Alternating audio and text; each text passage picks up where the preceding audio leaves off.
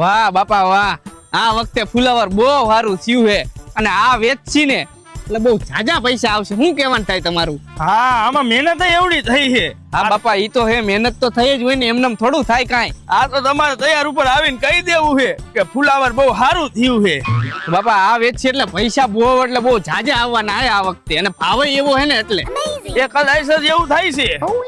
તો એક કામ કરી, વેચીને ત્યારે એક 16 Pro Max મને લઈ દેજો.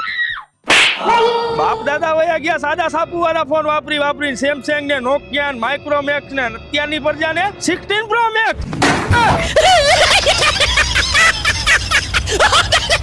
તમારો ડોહા આમાં ભાઈ ખાતર ના હીરો વધે હશે બાપા. વયો જા.